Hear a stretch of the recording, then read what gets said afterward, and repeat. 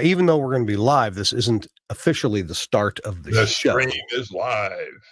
Is that what it says on your screen? Yeah, that's just what it said on my screen. Okay, well, good. Well, that's a warning. Now we can still talk casually as long as we talk politely, right? Yeah, which I'm sure we will. Let's see. I need to go have a look at at the TWiRT page. We are live. I'm going to like and share this over to the Broadcasting Club.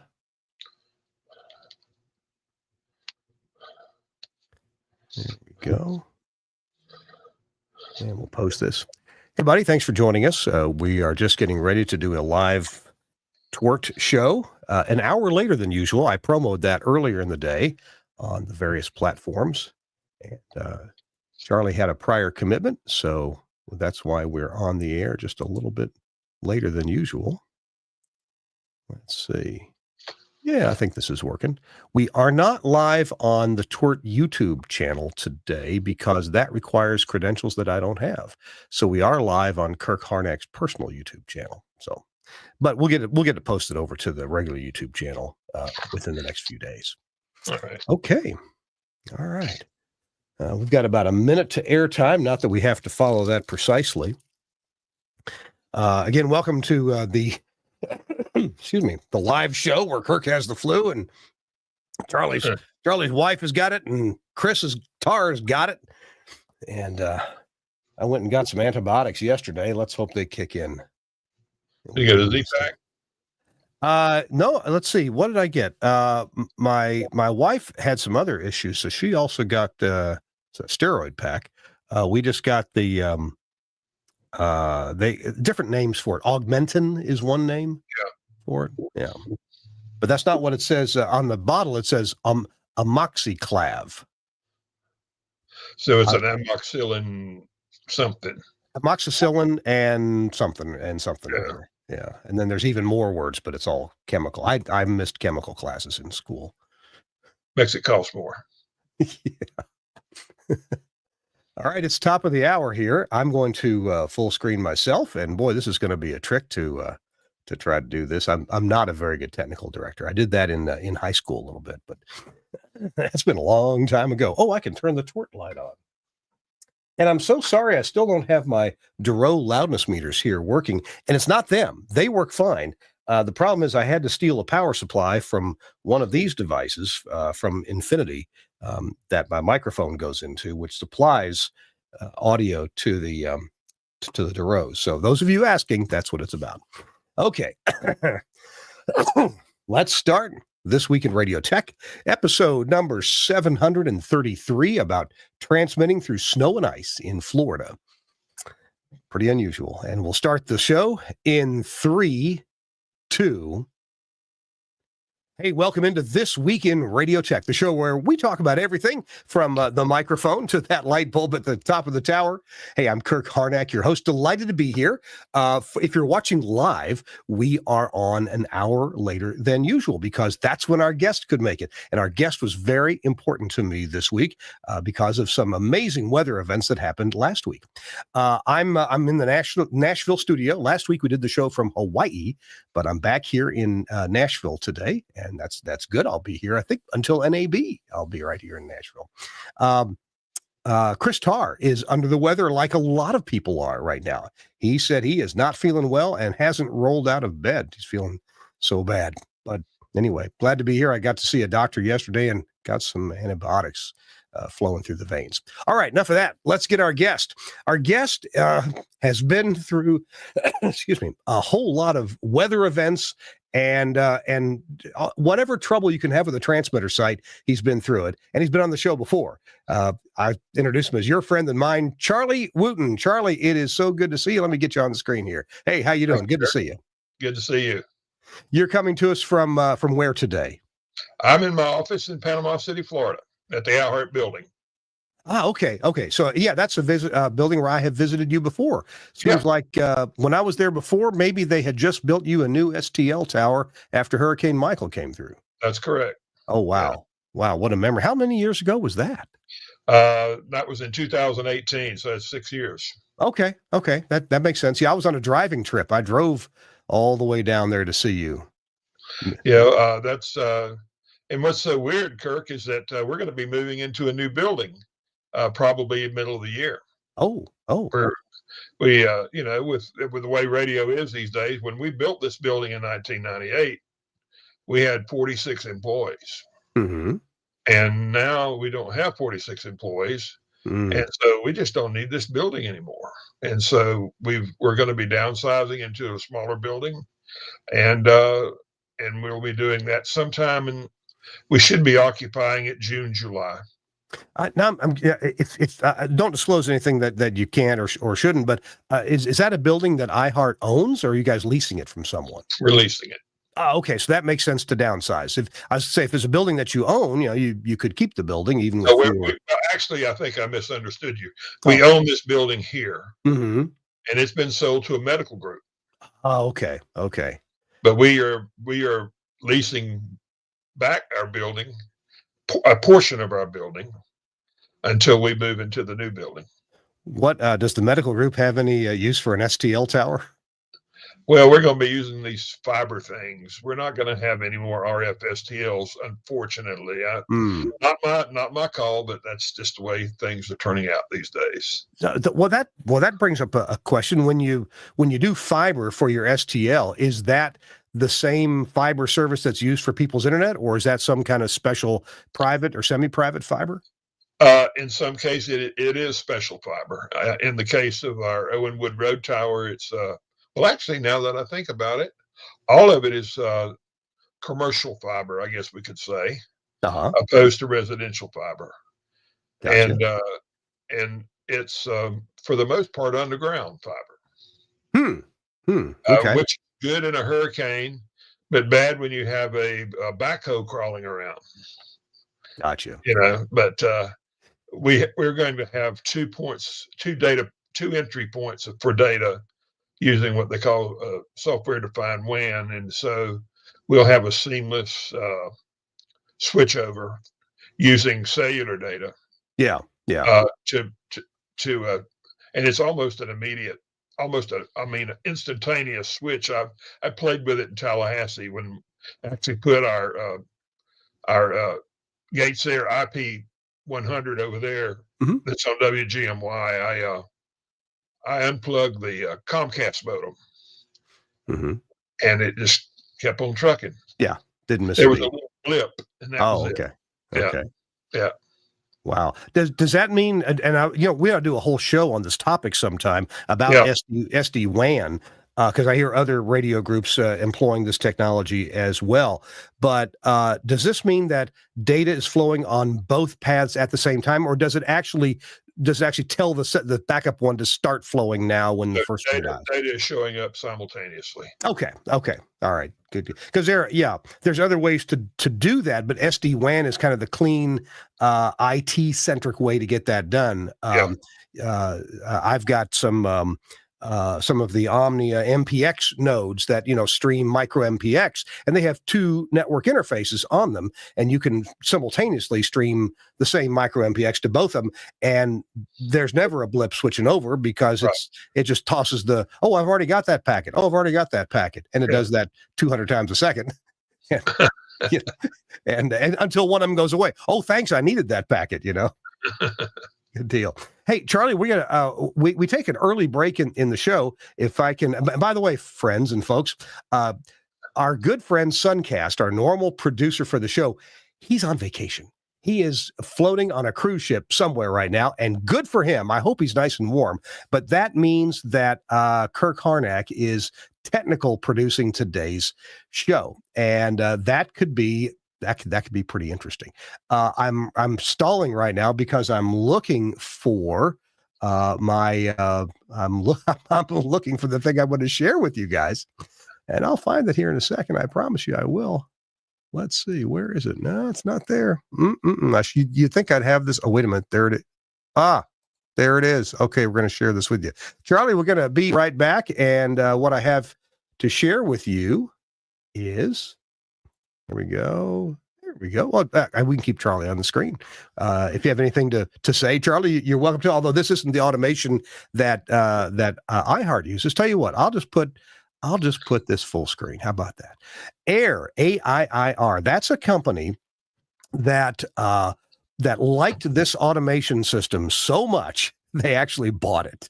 It's the PlayOut One automation system, and PlayOut One is a lot of people are loving this automation system. It is at the same time, it is truly simple and extremely capable.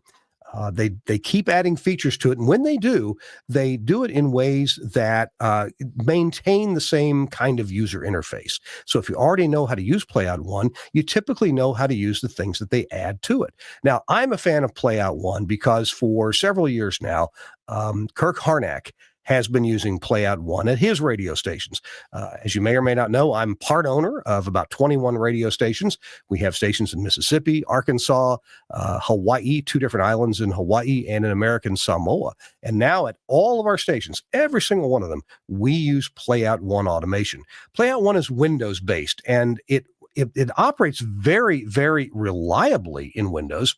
And there are some good reasons why it does that. But this also means that if you know how to manipulate Windows and file folders and how to make network connections and things like that, then you already know how to make PlayOut One sing and dance.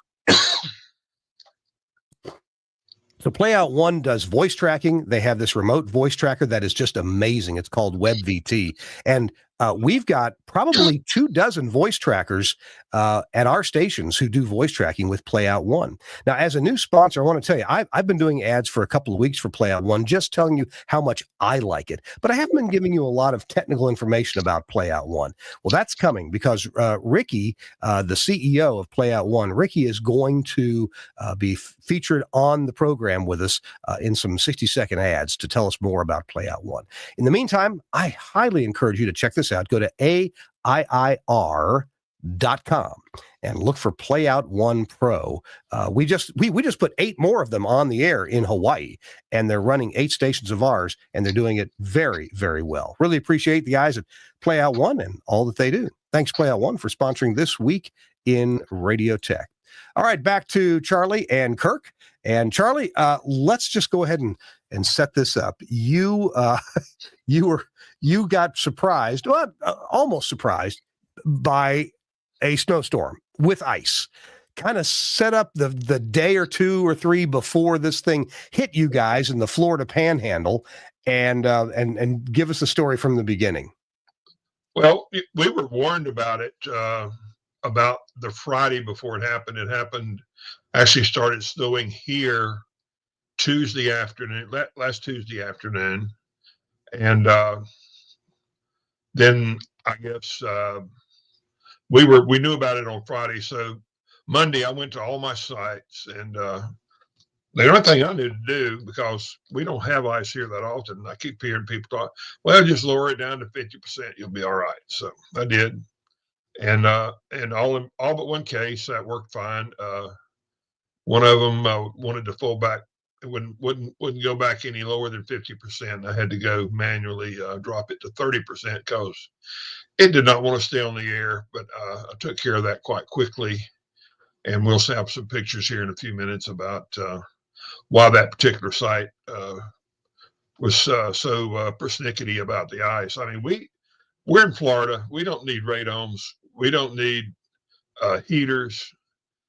We need strong towers for hurricanes. And so we put all our money, we buy good antennas, but we just don't buy the radomes or the heaters because they're never used. And this particular snowstorm was a new record. As a matter of fact, in Milton, Florida, which is a little bit northeast of Pensacola, they had 10 inches of snow. Wow. We had, based on my different sites, it was different at different sites, but we had anywhere from 3 to 6 inches at our different sites.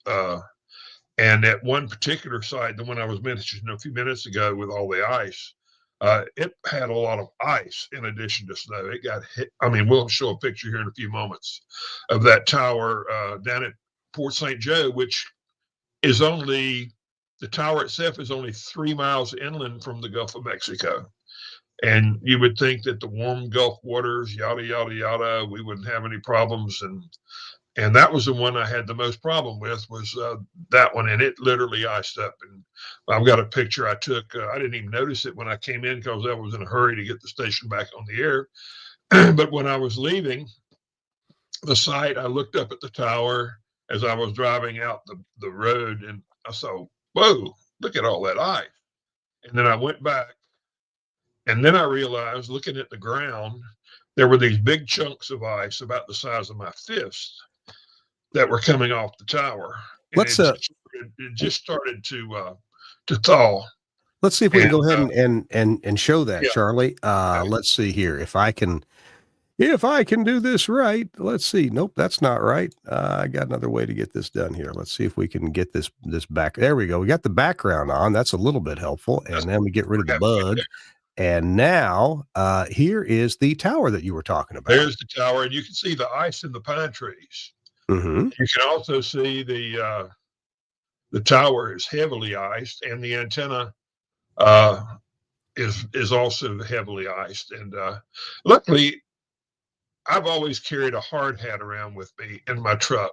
Mm-hmm. And when I went to go in the building, I had my hard hat because I mean, you saw there. I think I put a picture there, Kirk, of the pig. There. That was just one little place, and that was when I first got there because it was just beginning to thaw out.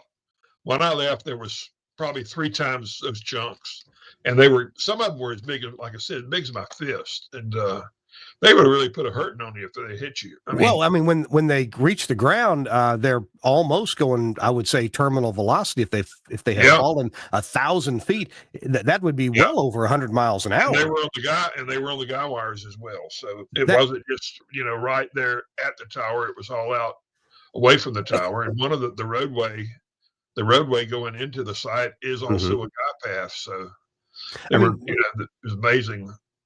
Can you imagine? I'm getting hit by a piece of ice. It falls off the top or near the top or off a guy wire from this thing. I mean, that'd be like getting hit by a Major League Baseball fastball. Yeah, exactly. Wow. Yeah. Wow. And we were on generator at this particular site. We lost power there because of some icing on some trees that the limbs actually leaned over onto the 3-phase coming in, and so when I was coming in, I noticed that two of the 3 jacks were down on the underground feed. It's actually comes down a transmission line right away. It comes to a pole, and then it goes underground under the big high line, and then it goes back up on a pole.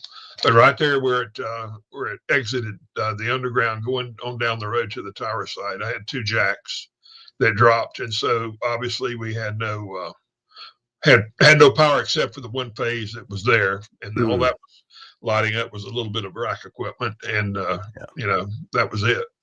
But anyhow, the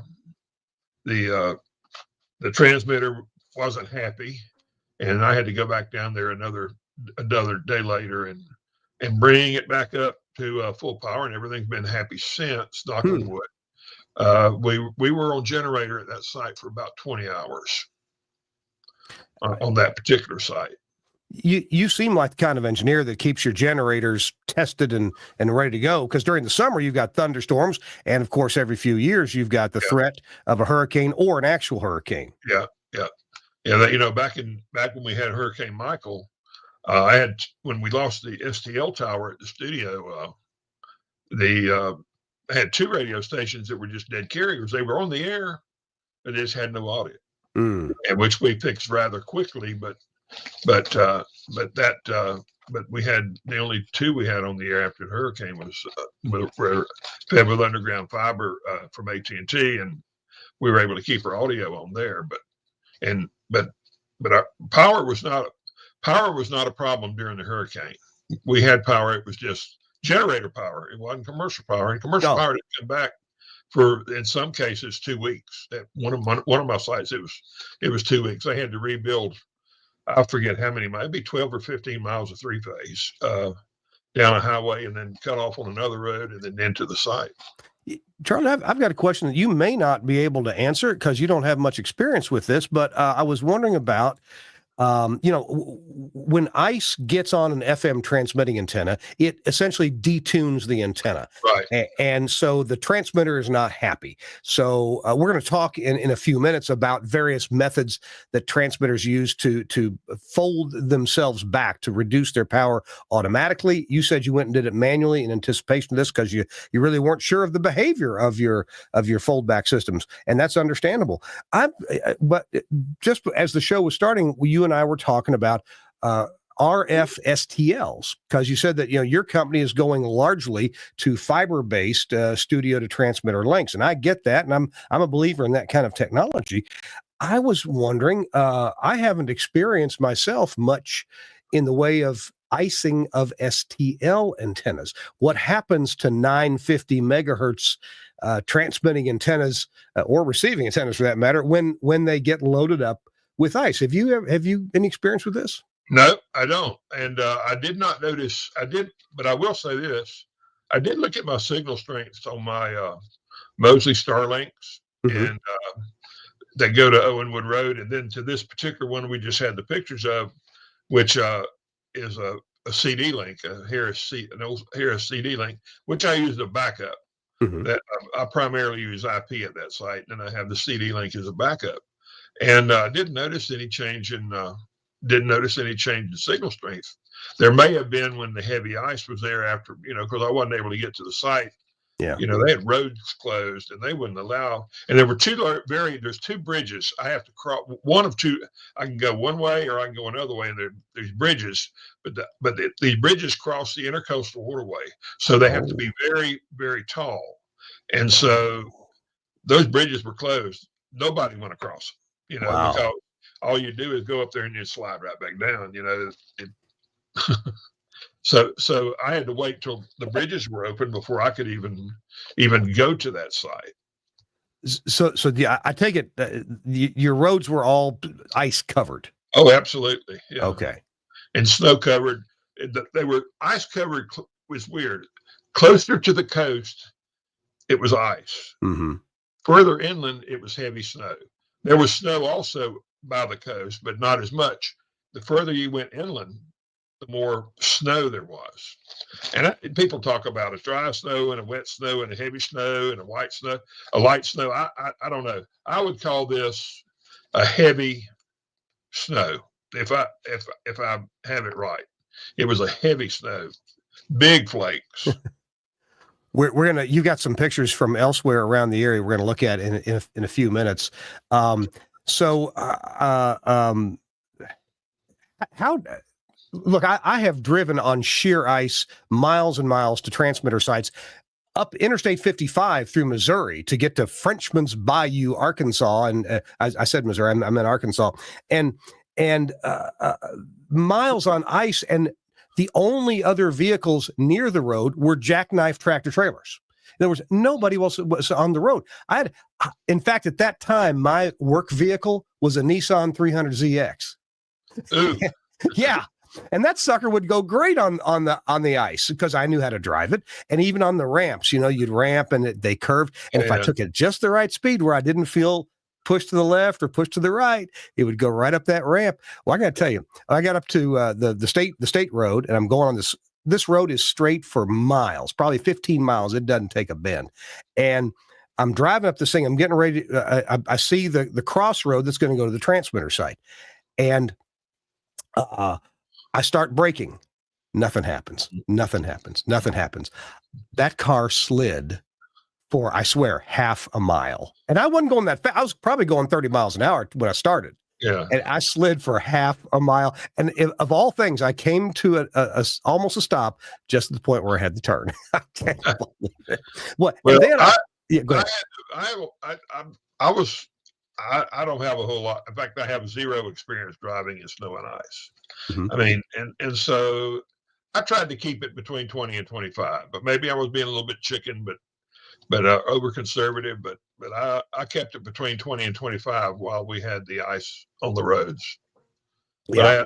I had a 4-wheel drive pickup truck, and I kept it in 4-wheel drive. I don't know if that was a good thing or not, but it sounded to me, it sounded like the right thing to do. But Yeah.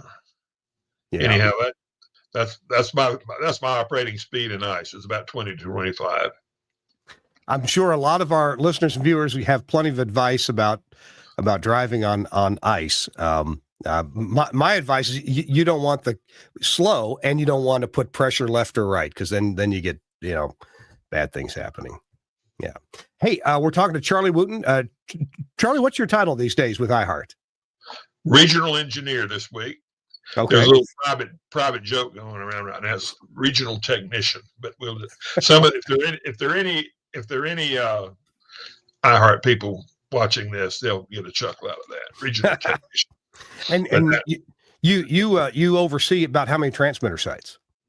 8. Okay. 8 in 2 markets. I have Panama City and Tallahassee. And at least a couple of these sites are pretty big sites, aren't they?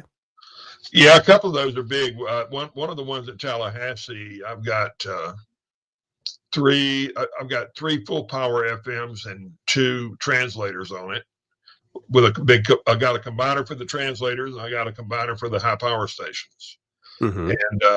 And then in Panama City, I've got a site with 2 big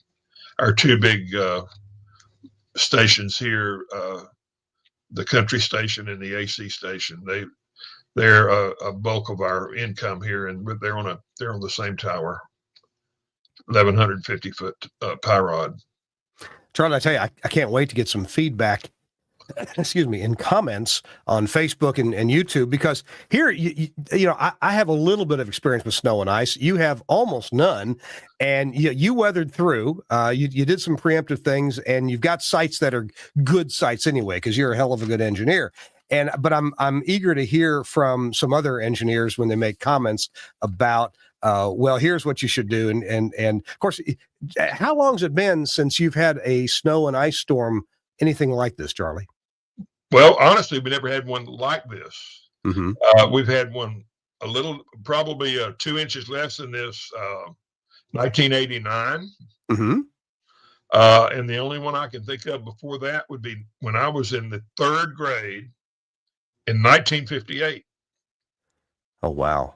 Yeah. I mean, we have flurries. We'll have flurries every 2 or 3 years, but if flurries, by the time they hit the ground, they melt, or they may stay for an hour, or whatever, but nothing like this. Wow. Well, and so this is why you don't have radomes or heaters. Yeah, right. Because if I was an antenna salesman, I just keep those brochures in the briefcase when I go visit you. Yeah. We're talking to Charlie Wooten. He's regional engineer at iHeart. It's This Week in Radio Tech. I'm Kirk Harnack, and doing the technical directing myself today. So, if there's mistakes, it's all my fault. It's not Suncast's fault. Also, Chris Tarr's feeling under the weather. We hope he's back next week. But we're talking to Charlie Wooten about the incredible snowstorm that they had. They had 10 inches of snow in Milton, not far from Pensacola. And so we're going to have more information about this, including we're going to talk to Charlie about these automatic power control circuits and versus foldback circuitry in transmitters, and what we know about those and maybe how they operate differently. Also want to talk to Charlie about generators in cold weather. He didn't have any problem, but I have had a few problems myself. So we're going to talk about that coming up. Our show This Week in Radio Tech is brought to you in part by Broadcast Bionics. And we're going to talk about a product we haven't seen for a while here, and that is some call screening software that is in use around the world. And if you're not using it yet, maybe you should be. It's called X-Screen. X-Screen 2, the simply amazing new way to control, screen and log calls using your Telos HX6, IQ6 or VX TalkShow systems, helping you to get the best calls to air quickly and easily. X-Screen 2 is a powerful touchscreen interface that connects alongside your VSET 6 or VSET 12 handsets, and even enables you to screen directly on your PC using a USB headset or sound card. X-Screen 2 clearly displays the status of lines and hybrids, quickly captures caller details for screening and automatically stores a log of calls and easily manages station and show directories of important numbers. There's also a scheduling clock and chat window for instant messaging and visual talkback to other X-Screen workstations on the system. As soon as a line rings, the caller's name is displayed, if they've rung before, and we can look up their location. X-Screen also usefully shows how many times they've called before and when they last called. You can add alerts to identify nuisance or persistent callers before you've even answered the call. To route a call to the VSET or headset, simply click on the handset symbol, exactly as you would use the button on the VSET. Using the other icon on the line, we can hold the call or route the call to a hybrid. Selecting an alternative device will change the icon key so you'll always know the destination of the call. The tabs on the right-hand side provide more information and control the selected caller. We can add this caller to a caller directory or create a manual entry for someone we call regularly. Calling someone is as simple as just clicking dial on their entry. A free version of X-Screen is included with your HX6, IQ6 and VX TalkShow system. The full version of the software enables the caller database, directories and alerts and other cloud-based features. All Telos customers can try the full version for 3 months by downloading the free trial. More information is available by contacting Broadcast Bionics or your local dealer. Thanks a lot to Broadcast Bionics for sponsoring This Week in Radio Tech. You can download this software and use it with all the features for 90 days. And if you don't want to pay for it, you lose a few features, but you can still do call screening with it. And if you want to subscribe to it, you can certainly do that and keep all the features. Check it out at xscreen2.com. It's from Broadcast Bionics at bionics.co.uk. All right, it's Kirk Harnack and Charlie Wooten. Charlie is here from Florida, and we're talking about the incredible snowstorm that they had. Charlie, if you would remind me, you had like 10 inches of snow at was it Milton, Florida? Milton, yeah. Okay. About 80 miles west of here. All righty. Hey, tell you what, I was going to ask you about some transmitter things, but let's take a quick look at some of these pictures that you have provided. Let me see if I can get this up on screen. And there we go. I'm going to just try to go in order here. All right. Well, I don't see any snow here. What's this we're looking at? Well, at the end of the month, I'm going to be going to Croatia to operate with a group of hams, and that's one of their many antennas they have at this site. It's international DX contest that will be held the first weekend in March. The call sign over there is 9A1A, and it's a big contest station, and they have a nice antenna farm, as we say. You know, I told you that that I was all ready with the pictures, and I don't see that I have finished uploading the pictures from your hunt club. So I'm sorry, I'm gonna have to put that off a little bit. I thought I had, but apparently I hadn't. So we're gonna go back to you and me. How about that? Yeah. We can talk about generators and APC and fallback if you'd like to. Yeah, so I'm curious about generators, and Charlie, you have you post on Facebook pretty regularly about generator maintenance and things like that. So does our friend Charles Kinney. He posts a lot about that as well. And you and Charles are good friends, aren't you? Yeah, we are. Well, Charles grew up in Panama City. Oh, he did. Okay. Yeah, and his father, Reed Kinney, used to be the chief engineer here for WPAP, one of our iHeart stations, years ago. Wow. And Reed was what we called in the business back in the day a combo man. He was the chief engineer and he was morning drive. Okay. So anyhow, so Charles got to know broadcasting at a very early age, to say the least. Wow. And I haven't seen any posts from you and Charles having dinner together and having a bottle of GoldenEye together. Well, we will be here soon. Captain Anderson's restaurant opens up on February the 6th. Charles is listening, and we will have our bottle of GoldenEye that we always have. He probably gets to imbibe it more than I do in Atlanta, but it's Captain Anderson's is the only place you can get it here in Panama City. I think I've had a golden eye maybe about a year ago, and man, you guys are big spenders. That is not a cheap variety. Well, I'm going to say this wrong. Is it sommelier? Is that how you say it? Yeah, Sommelier? No, you got it. That's it. That's the guy Yeah, that yeah. serves your Well, wine. me and well, I have to put this back to Charles Kenny. Charles Kenny and John George Mm-hmm. uh, always eat at this place in Las Vegas during NAB called Hugo Cellar, which is in the bottom of the Four Queens down on Fremont. Yeah. And he is the one who recommended to them this particular wine.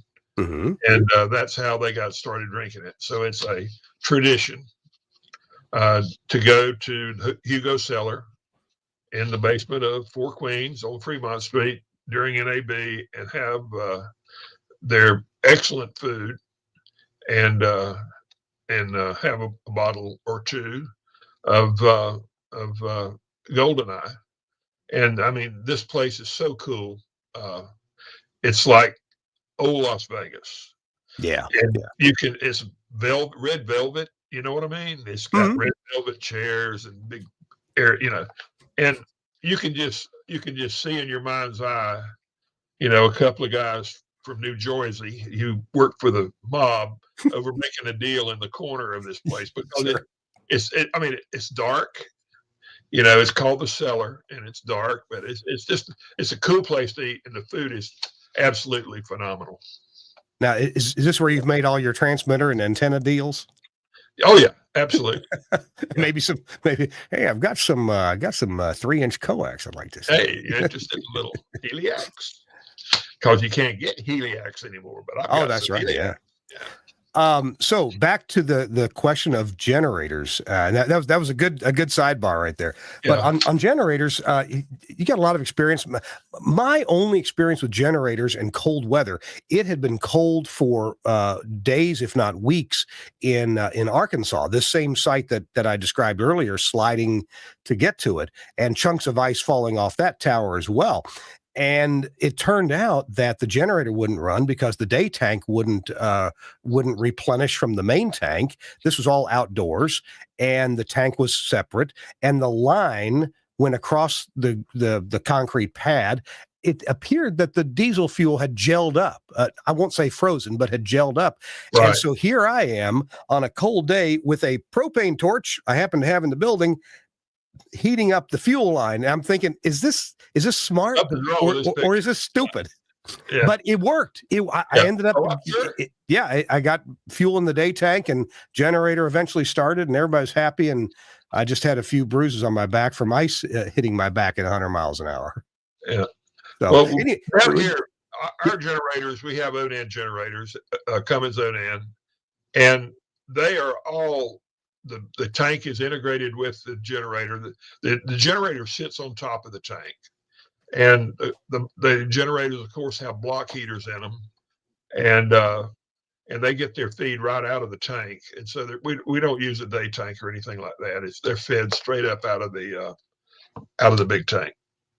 And so we didn't have any situation where we had any fuel problems. I don't think it actually got cold enough. I don't know what the freezing temperature or the gelling temperature of diesel is, but I don't think we had that. If we did, we probably didn't have it long enough for it to really do any harm to the fuel. Gotcha. It was just, we were lucky in that regard.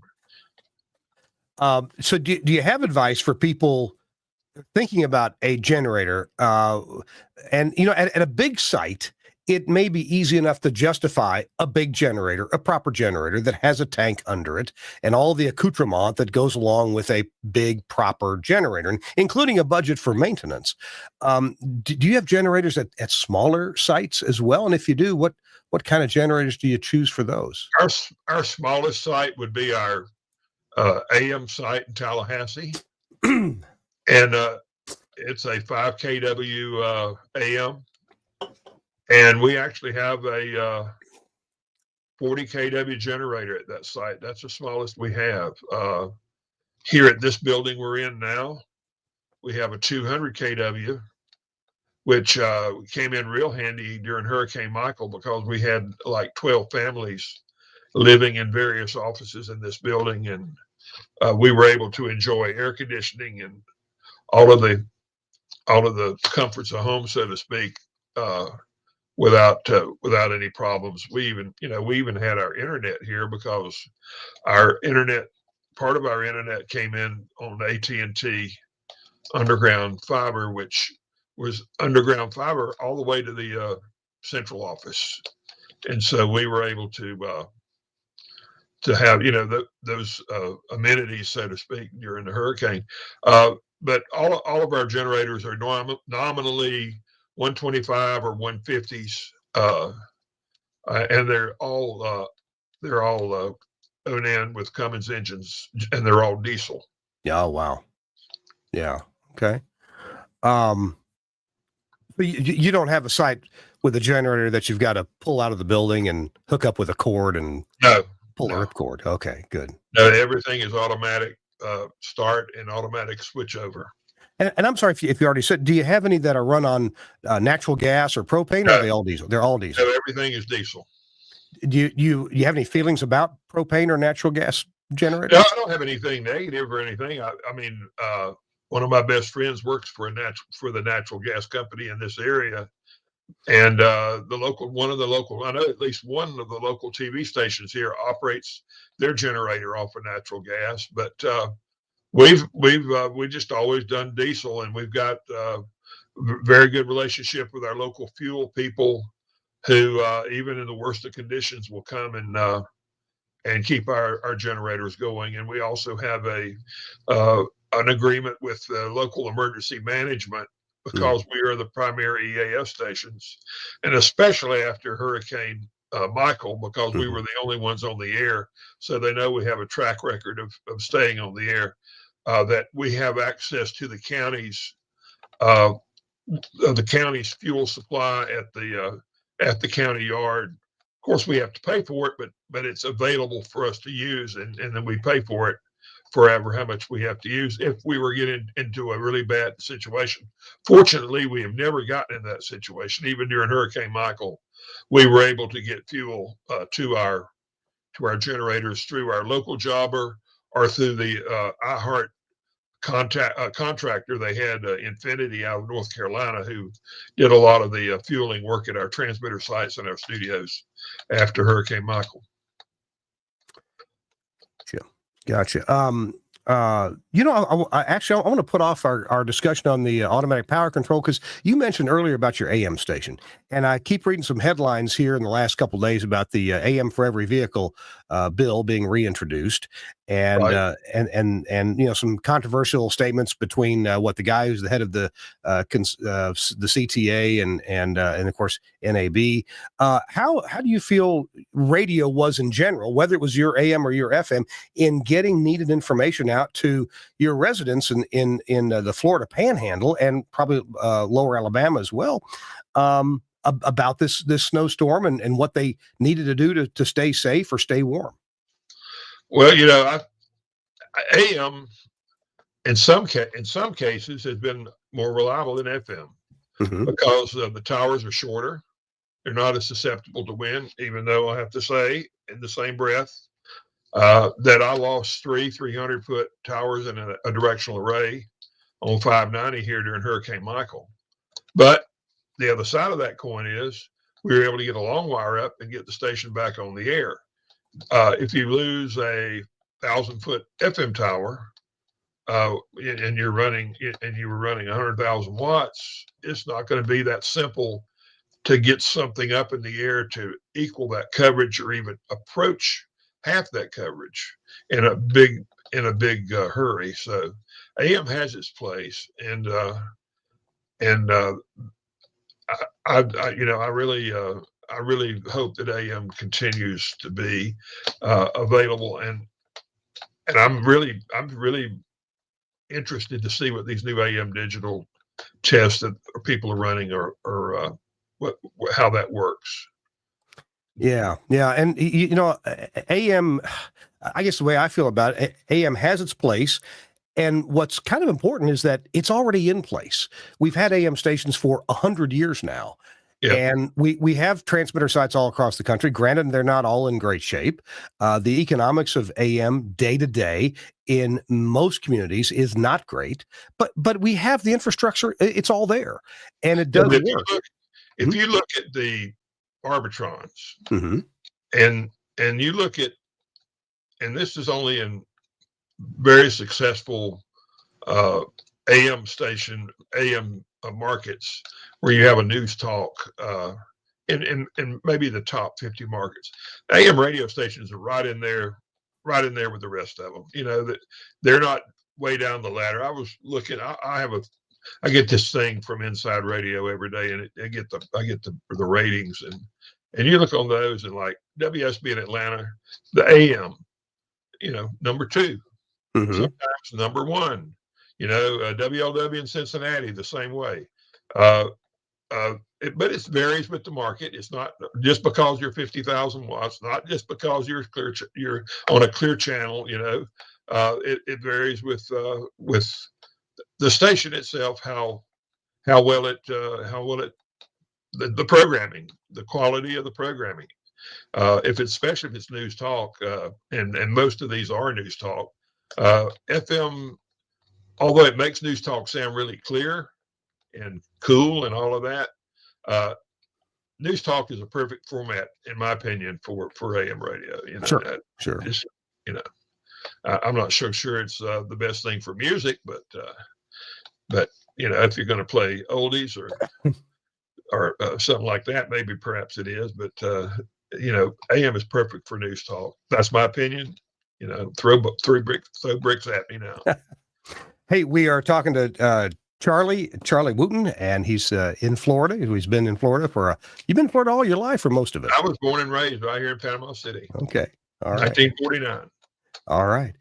We're talking about the incredible snowstorm that they had and his response to it and how the stations all went.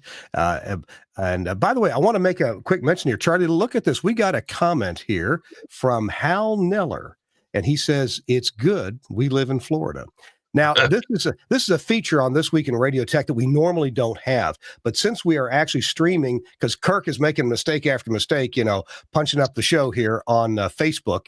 If you're watching live on Facebook, you can make a comment too, and it might just show up here. So that'll be on be careful what you say. Be careful. Well, I have some degree of ultimate control, but thanks, Hal. Good to see you. Hal made that comment a half hour ago. It took me that long to realize it. So anyway, it's Kirk here with Charlie Wooten, and our show is brought to you in part by our good friends at Innovonics and SCMS. Let me give you a full screen here. I want to talk about the Innovonics Sophia HD radio site streamer. I love this box. I was just using the HD radio site streamer, the Model 568 from Innovonics. I was just using it last week in Hawaii. And the reason I was using it is because we were setting up our FMs, our HDs there. We have HD 1, 2, 3, and 4 on one of our FM stations on Maui. And of course, the HD 1 is a duplication of the FM signal. But then we have the other stations as well, the other HDs. And I had to hook all that up, make it work, make it sound good, get the loudness to be good and strong on each of them, and get the processing right. And I'm just delighted with how the Sophia HD radio site streamer made all that sound. Then, believe it or not, I was actually using the site streamer to stream HD audio to me as received on the air this morning. This morning, I needed to do a software upgrade to a few pieces of equipment at the station in Maui. And when I did, it was going to take each of the FMs off the air for about 30 seconds. So I just wanted to make sure that they came back on the air, which they did. But I was assured of that because the site streamer streamed received and decoded audio from our HD signals to me here in Nashville, Tennessee. The site streamer is just awesome. And here's what Eric Juteau of Octave Communications says. We love it, and so do our clients. The Sophia 568 builds on top of what the Innovonics 638 FM and HD site streamer already offers. Upgraded web interface, rich station logo, artist experience feature set, extra quality metrics, or support for multi-user streaming and audio output options. By the way, speaking of audio output options, this thing not only has analog output on XLR connectors, but it also has AES EBU on an XLR connector. And so I've just run that into my Axia system. So we've got digital AES EBU from the site streamer into my Axia system, and I can pick it up on all of our consoles for off-the-air listening. Yes, I know it's delayed. We don't use headphones on that feed. We just use that as a quality check. So, man, really appreciate this box from Innovonics. And let's see if I can possibly change how this is working now to get me back on the air and tell you that this is from our friends at BGS, Broadcasters General Store. The website is bgs.cc. You can call them at 352-622-7700. BGS is not too far down the road from Charlie Wooten. They're in Ocala, Florida, but it doesn't matter where they are. They get stuff shipped to you quickly. They got our site streamer shipped to us on Maui quickly. So we appreciate the folks at BGS for sponsoring This Week in Radio Tech. Thanks so very much. I'm talking to Charlie Wooten. He's our guest this week after this news-making event in Florida. So, Charlie, we were about to talk about this thing about automatic power control. You know, I've got so many different brands of transmitters at different sites, and they all seem to behave differently with regard to the idea of foldback, which is, you know, intended for a transmitter to preserve itself, right? If it's got reflected power, it reduces its forward power to also reduce its reflected power so it doesn't hurt itself or overheat or damage components. And then there's also this thing called APC, automatic power control. And Charlie, what's your understanding of these two functions? Are they two very different functions, or might they be combined in the same sort of thing? Well, they can be combined in the same thing, but I consider them two separate things. Like in Tallahassee, I have several different brands of transmitters. I have a Nautil GV30 in Tallahassee with the ferrites on the coax, in case Jeff is listening. I have BE30T in Tallahassee.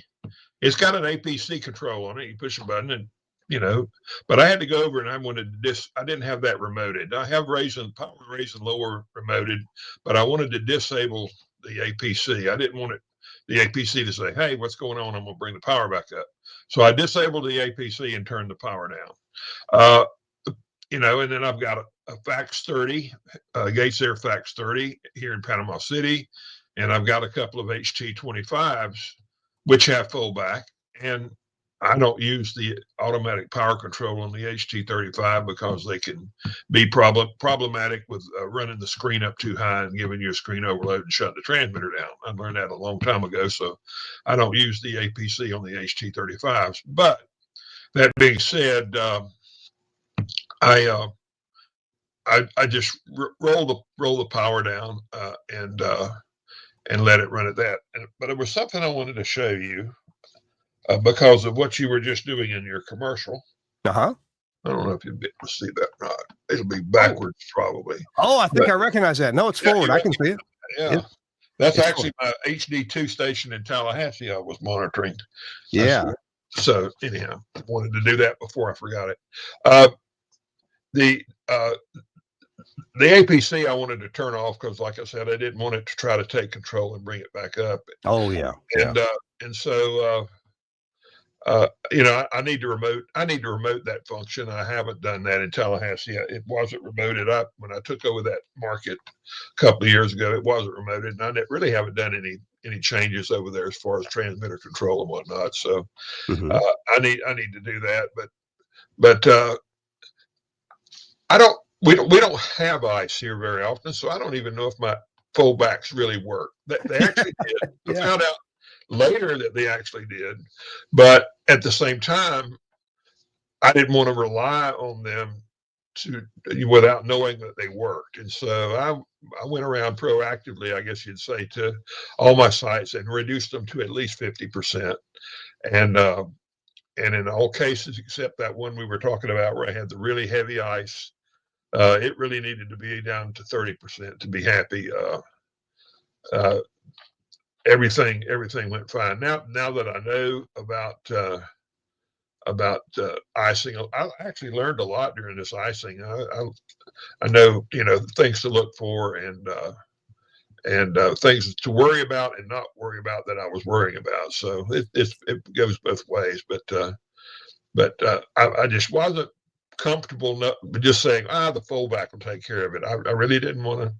Really didn't want to do that. I went back and looked at my log on my Fax 30, and it showed where it was folding back and everything. But I went ahead and put it at 50% beforehand, and it actually folded back below 50 for about 2 or 3 hours one day. So that was good to know that it worked, and they all worked. But I just, like I said, had no track record, so I didn't want to worry about that. Yeah. I hear you. Well, tell you what, Charlie, we've learned a lot about this ice storm and how you handle it in a place where you normally deal with hurricanes and bad thunderstorms. Maybe a tornado now and then. I would imagine the Yankees that are watching this, saying, that's just a little piddle ass snowstorm. There's nothing to it. What's all the excitement about? And I'm sure, that there are people that are probably thinking that, but for us down here in the South, this was a little bit strange. Yeah. Well, what if, there's been a hurricane or two that have gone way up the East Coast and into New Jersey and New York as terrible storms. So, we once in a while deal with things that are unusual. Yeah. Oh, wow. Hey, I tell you what, let's take a few moments to look at these pictures from Croatia. I don't have the Hunt Club pictures for you. I'm so sorry, but I got some Croatia pictures here. So let's see if we can get that on the screen here in just a second. I got to scroll around the different places. We saw this one earlier, and that's a 4-element 40-meter beam. If there are any hams watching, they will appreciate that very much. I got to ask you, well, tell us about this picture, and then tell us what's your motivation to go do this. Well, 9A1A, this in Croatia, is one of the premier contest stations in the world. And I was lucky enough to become friends with some guys over there who, incidentally, a lot of them are broadcasters. One of the guys, Niksha, 9A5W, he actually was what we would call here vice president of engineering for a network. Mm-hmm. And so Niksha and I had a lot of good discussions. There was also Željko, 9A2DQ, who worked for Croatia Radio and TV, mm-hmm. or as they say over there, Hrvatska Radio and TV. And then 9A7R, who was a transmitter supervisor at the big tower, which you have a picture of, that overlooks Zagreb. Oh, wait a minute. Is that this tower? Right there. He was in charge of that facility. Holy cow. Yeah. That's amazing. Yeah. Of course, there's a lot of non-broadcast stuff on this tower, but there is a pile of broadcast stuff. Everything up there that's red and white, that's all FM and TV. Mm-hmm. And this picture was taken pre HD. So some of that stuff, what they call over there band 1, which would be our low VHF channels, has been taken down off of there. But there are, multiple TV stations and multiple FM stations into a combiner antenna there. And you can see it as an observation deck. Yeah. And now there's a restaurant inside that observation deck. Of course. Yeah. Wow. And it's quite a facility.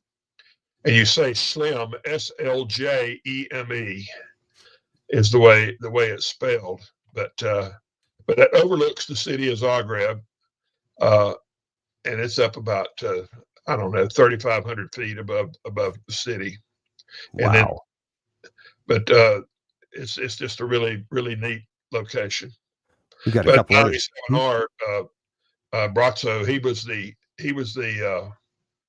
the transmitter supervisor. He has since retired in the last year or two. Okay. Let's take a look at a couple other things we've got here. Yeah. We've got this beautiful picture. They don't believe in rotators at 9A1A. They have antennas and antenna switches. So if we need to talk to Japan, we have an array pointed at Japan. If we want to talk to the United States, we have one. If we want to talk to South Africa, we have one. If we want to talk to the U.S. or Canada, we've got one. They're what we call VKZL, which is Australia, New Zealand. We have a set for that, and you switch them in. But it's quite a setup, and all of those towers and the antennas were, except for maybe the 40-meter beams, were all hand built. The towers and the antennas. So, and is all this at the 9A1A facility? Yes. Okay. Yeah. And is that in Zagreb?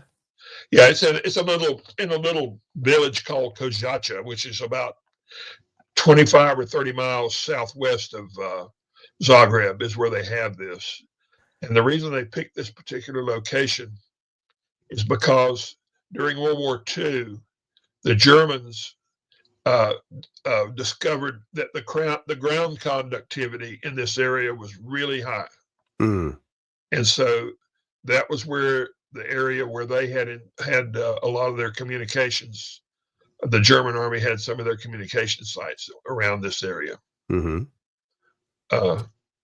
Now, I always get a kick out of this photo, and I always wonder, what is Charlie drinking here? Is it an adult beverage? It is an adult beverage. That's called a Karlovačka. It's some of the best beer you've ever tasted. Mm-hmm. You don't drink it to get drunk. You drink it because it tastes good. Uh-huh. And the secret to that beer tasting good is that you do not get it cold. You don't want it like a PBR. You'd want it to be at 34 degrees. You want to drink this at about 45 to 50 degrees. Interesting. And it is really good. It really seriously tastes great. And I'm at an operating position there in their building. This is, as you can see from the CRT terminals, this is probably a 2005 photo, 2004, 2005. And just above my head, you'll see a black box there with two knobs on it. That's a very large amplifier. And that's all I'm going to say about that. It's just a very large amplifier. I've got another picture here that we ought to take a quick look at. The guy in the red shirt, that's Niksha, 9A5W. He is the guy that used to run. He's now retired. He ran Hrvatska Radio and TV Engineering, which became OIV, which is their company that handles all of the towers in Croatia, all of the broadcast towers, and a lot of the communication towers for cell companies and for communications for the government and other, just PT, any kind of telephone communications. That company OIV is now that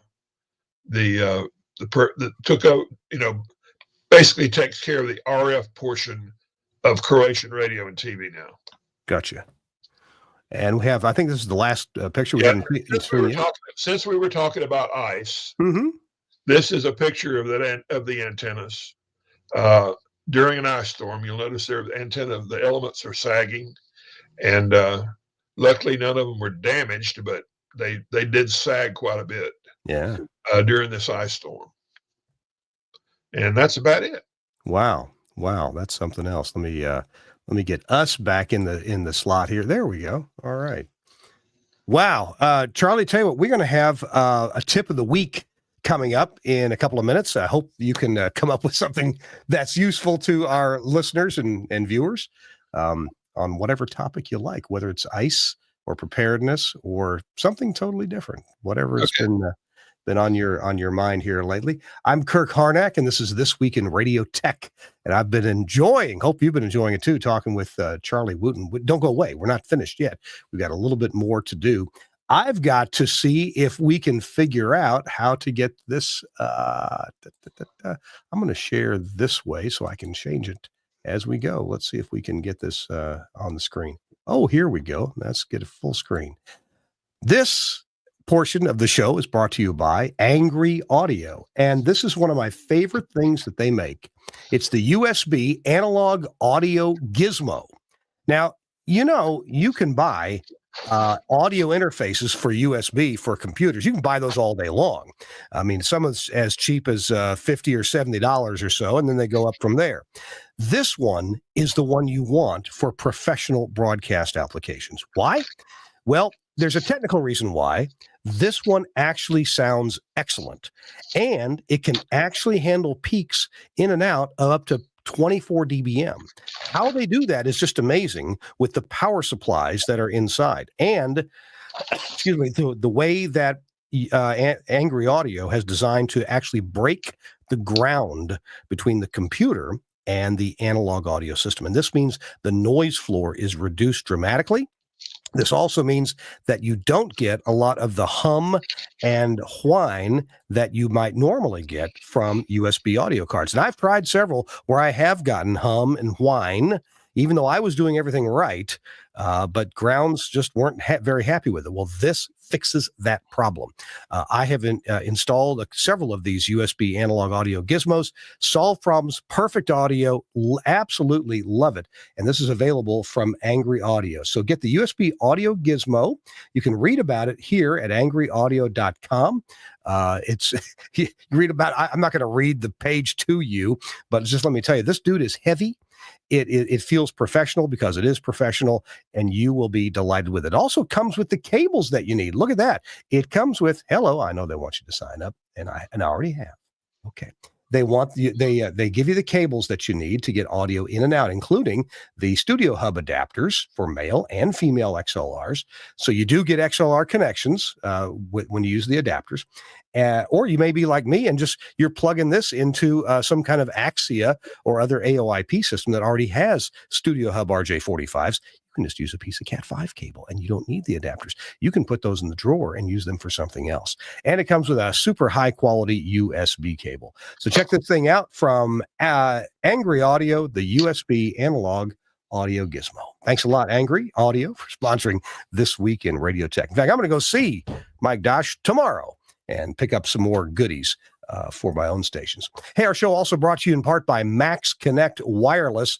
And Max Connect, well, what they do is they give you prioritized, and that's a key word here, prioritized high-speed LTE internet service designed for broadcast applications. Whether you're doing remote broadcasts or whether you need internet, excuse me, at a transmitter site, you can get it done. And it's a fixed IP address. So you have a fixed IP address, and that means your firewalls are going to work well with it. You can have white lists of who can access it, and all that works well. And they keep improving the LTE modems that work with this. And it works on a variety of carriers as well. And there's a little thing from me explaining about how they work. Thank you very much.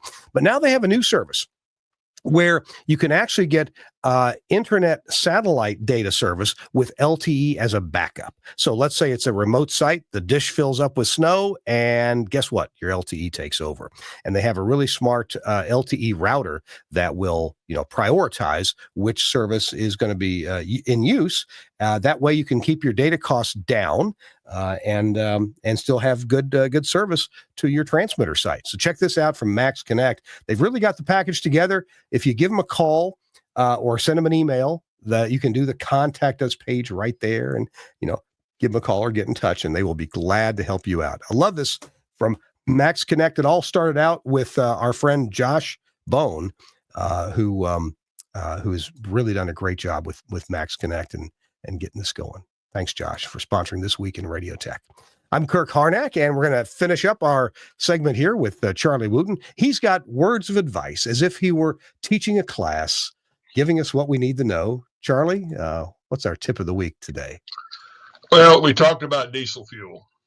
Yeah. And we talked about freezing diesel fuel, but we haven't talked about diesel fuel that gets fungus in it.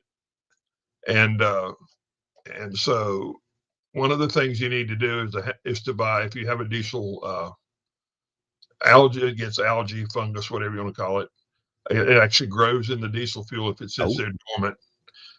You need to buy a fungicide, an algicide to go into your fuel. They make it specially for diesel fuel.